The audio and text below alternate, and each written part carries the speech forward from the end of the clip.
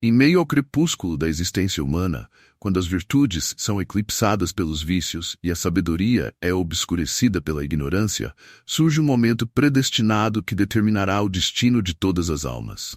Este é o relato do confronto final entre o bem supremo e o mal absoluto, uma narrativa que transcende o tempo e o espaço, convidando-nos a contemplar as verdades eternas que governam o cosmos. Convém considerar que, quando a humanidade se desvia do caminho da justiça e da verdade, afastando-se da lei natural inscrita em seus corações, inevitavelmente precipita-se na corrupção e no pecado, pois, como ensina a Sagrada Escritura, todos pecaram e carecem da glória de Deus.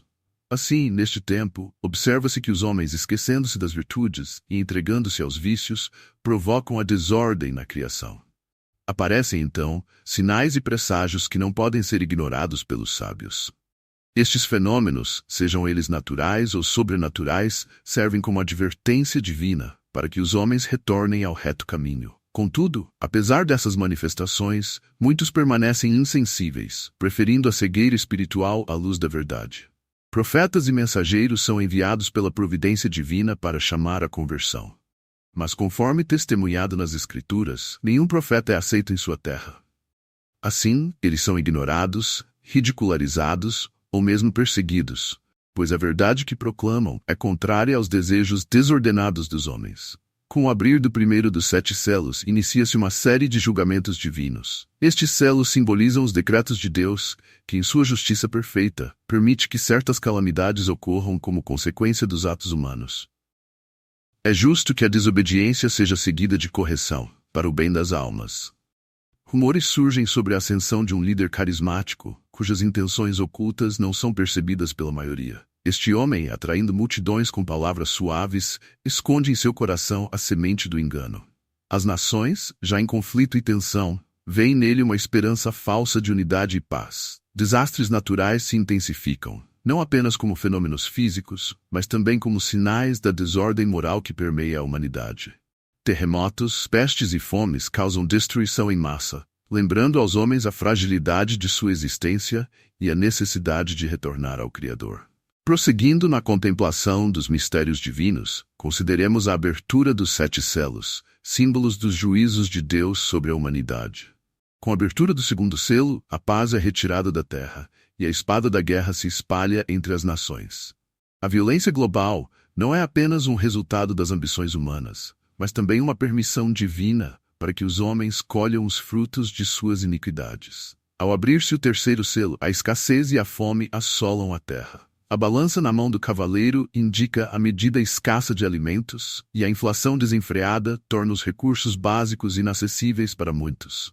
Isto nos lembra que a providência divina permite tais tribulações para que a humanidade reconheça sua dependência de Deus e não das riquezas efêmeras. O 4º selo libera a morte e a peste, ceifando 1/4 da humanidade. Este juízo severo evidencia a seriedade do pecado e a justiça divina. A morte, acompanhada do Hades, percorre a terra, mostrando que a vida terrena é passageira e que o julgamento eterno aguarda a todos. Com o 5º selo, é revelada a visão das almas dos mártires sobre o altar divino, clamando por justiça. Estes santos que deram suas vidas pela verdade, imploram a Deus que vindique seu sangue. Eles recebem vestes brancas e são instruídos a aguardar por um pouco mais, até que se complete o número de seus irmãos, que também serão martirizados. A abertura do 6º selo traz consigo sinais cósmicos. Um grande terremoto abala a terra, o sol se torna negro como um saco de crina e a lua se transforma em sangue. As estrelas caem do céu e as montanhas e ilhas são movidas de seus lugares. Estes fenômenos indicam a magnitude do julgamento divino e a proximidade do dia do Senhor. Diante de tais eventos, reis e poderosos, ricos e pobres, todos se escondem em cavernas e nas rochas das montanhas. Temendo a ira divina, eles clamam às montanhas que caiam sobre eles para os esconder da face daquele que está sentado no trono. Assim, fica evidente que ninguém pode escapar do justo julgamento de Deus. Consideremos agora as 7 trombetas entregues aos anjos, instrumentos pelos quais são anunciados os juízos subsequentes de Deus. Cada trombeta soa como um aviso solene, convidando os homens à penitência e à conversão antes do juízo final. Com o som da primeira trombeta, granizo e fogo misturados com sangue são lançados sobre a terra, queimando 1/3 das árvores e toda a relva verde. Este castigo reflete a destruição dos recursos naturais, mostrando que a criação sofre por causa dos pecados humanos, e que a natureza, criada boa, é utilizada para corrigir o homem. A segunda trombeta faz com que algo como uma grande montanha em chamas seja lançada ao mar. 1/3 do mar torna-se sangue, 1/3 das criaturas marinhas morre e 1/3 dos navios é destruído.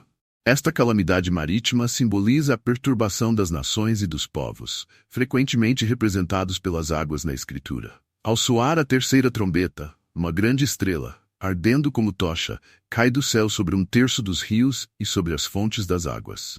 O nome da estrela é Absinto, e as águas se tornam amargas, causando a morte de muitos. Isto indica a corrupção das doutrinas e das verdades, onde aquilo que deveria dar vida torna-se veneno para as almas. A quarta trombeta provoca o escurecimento de 1/3 do sol, da lua e das estrelas, resultando em trevas parciais sobre o mundo. As luzes celestiais que governam o dia e a noite simbolizam a perda de orientação moral e espiritual. Sem a luz da verdade, os homens tateiam nas trevas do erro. Um anjo voa pelo meio do céu proclamando em alta voz: ai, ai, ai dos habitantes da terra, por causa dos toques das trombetas que os 3 anjos ainda hão de tocar.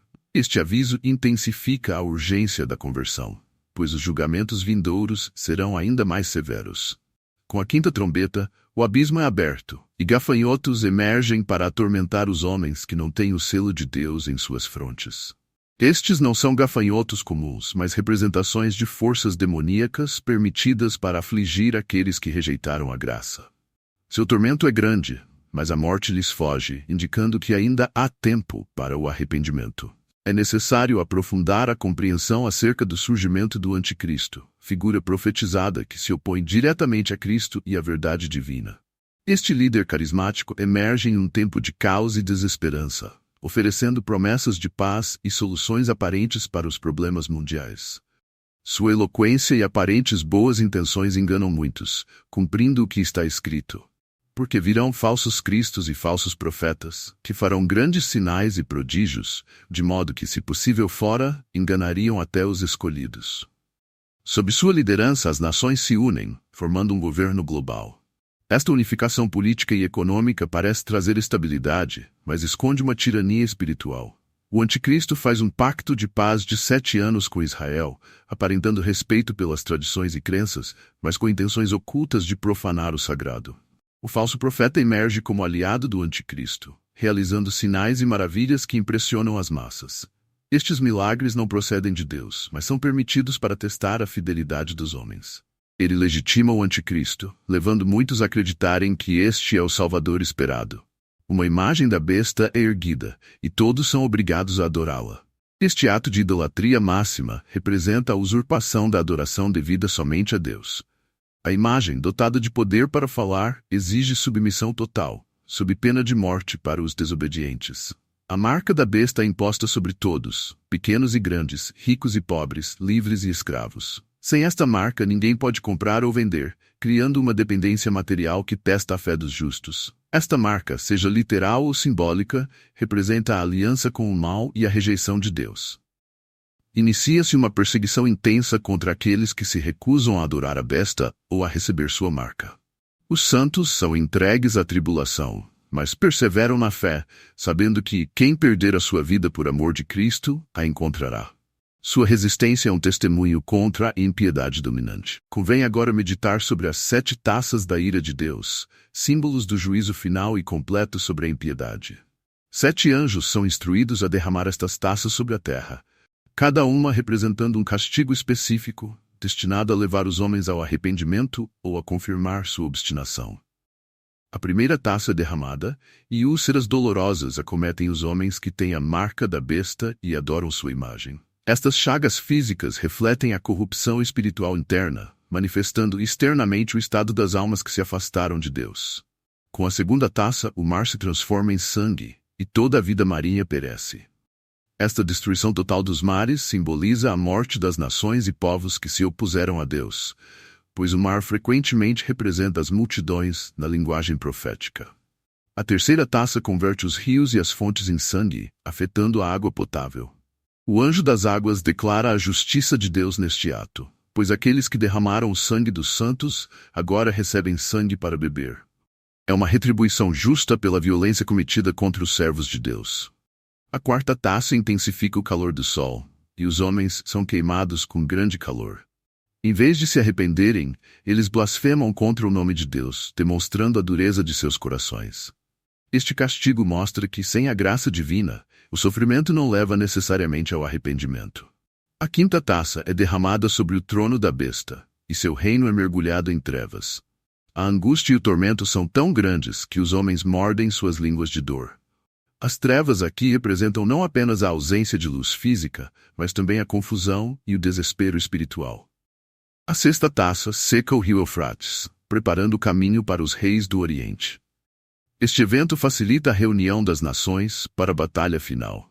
Espíritos imundos, semelhantes a rãs, saem da boca do dragão, da besta e do falso profeta, realizando sinais e reunindo os reis para o grande dia do Deus Todo-Poderoso.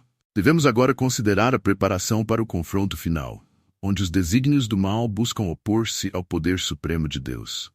Espíritos demoníacos, enviados pelo dragão, pela besta e pelo falso profeta, vão ao encontro dos reis da terra para os enganar e reunir seus exércitos. Estes espíritos operam sinais, seduzindo as nações com promessas de vitória e poder.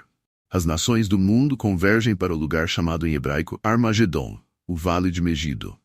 Este local, historicamente associado a grandes batalhas, torna-se o cenário escolhido pela providência divina para a consumação dos acontecimentos escatológicos. O anticristo, em sua soberba, mobiliza suas forças, convencido de que pode desafiar e vencer o próprio Deus.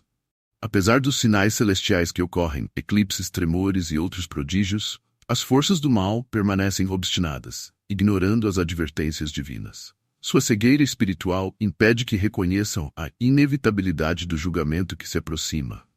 Enquanto isso, os fiéis buscam refúgio na fé e na esperança. Eles mantêm a confiança na intervenção divina, lembrando-se das promessas contidas nas Escrituras. As profecias são relembradas, fortalecendo-os para perseverar até o fim. Eles sabem que, apesar das aparências, a vitória pertence ao Senhor. As tensões aumentam à medida que os exércitos se posicionam para a guerra. A terra treme sob o peso das armas e das legiões reunidas. Os corações dos homens estão cheios de temor, alguns pela expectativa da batalha, outros pelo reconhecimento íntimo da justiça que está para ser executada. Neste cenário, torna-se evidente a oposição entre a cidade de Deus e a cidade dos homens. Conceito agostiniano que descreve a luta entre o bem e o mal. O Armagedon não é apenas um lugar físico, mas representa o confronto entre as forças espirituais que operam no mundo. Chegamos agora ao momento culminante em que a intervenção divina se manifesta de forma plena e gloriosa. O céu se abre e é revelado o Verbo de Deus, Jesus Cristo, montado em um cavalo branco, símbolo de pureza e vitória. Ele é fiel e verdadeiro, e com justiça julga e peleja. Os exércitos celestiais o seguem, montados em cavalos brancos e vestidos de linho fino, branco e puro. Estes são os santos e os anjos, participantes da glória divina e instrumentos da justiça. Sua pureza reflete a santidade de Deus e a vitória sobre o pecado. Jesus é descrito com olhos como chamas de fogo, indicando sua onisciência e zelo pela justiça. Em sua cabeça há muitas coroas, simbolizando sua autoridade suprema sobre todos os reinos e poderes. Ele é o Rei dos Reis e Senhor dos Senhores, detentor de toda a soberania. Um nome que ninguém conhece está escrito nele, representando os mistérios divinos que transcendem a compreensão humana. Este nome indica uma dimensão de sua natureza que é inacessível à criatura, ressaltando sua divindade e majestade. De sua boca sai uma espada afiada, com a qual ferirá as nações. Esta espada simboliza a palavra de Deus, que é viva e eficaz, capaz de julgar os pensamentos e intenções do coração. Com ela, ele executa o julgamento justo sobre aqueles que se rebelaram contra sua lei. Anjos proclamam o iminente julgamento e a vitória sobre o mal. Eles anunciam a justiça divina, convocando todas as criaturas a reconhecerem a soberania de Deus. Os inimigos ficam atônitos diante da majestade das forças celestiais, pois a glória de Deus se manifesta de maneira inegável. A chegada de Cristo e de seus exércitos celestiais estabelece a certeza de que o bem triunfará sobre o mal. Este momento representa a consumação das promessas divinas e a restauração da ordem na criação. No ápice dos acontecimentos, as forças do mal, lideradas pelo anticristo e pelo falso profeta, avançam contra as hostes celestiais no campo de Armagedon. Em sua presunção, acreditam poderem enfrentar o poder infinito de Deus. Este confronto, porém, não é uma batalha equilibrada, mas a manifestação da justiça divina sobre a iniquidade. Jesus Cristo, o Verbo encarnado, com apenas uma palavra, derrota os exércitos inimigos. Sua palavra, sendo a expressão da verdade e do poder divino, é suficiente para subjugar toda oposição. Isto demonstra que o poder de Deus não necessita de força física, mas opera pela própria essência da verdade e da justiça. O anticristo e o falso profeta são capturados pelas forças divinas. Estes dois, que enganaram as nações e promoveram a idolatria, são julgados e condenados. Ambos são lançados vivos no lago de fogo que arde com enxofre, símbolo da punição eterna e da separação definitiva de Deus. Os exércitos malignos são aniquilados e seus corpos cobrem o campo de batalha. Esta destruição total representa o fim do poder do mal sobre a terra. As consequências do pecado são expostas, e a justiça de Deus é plenamente estabelecida. As aves são convocadas para se banquetearem com a carne dos reis e poderosos. Este ato, profetizado nas Escrituras, simboliza a inversão das posições. Aqueles que eram poderosos segundo o mundo são agora entregues à humilhação. É uma advertência sobre a futilidade do orgulho humano diante da soberania divina. A vitória do bem é declarada e o mal é derrotado de forma definitiva.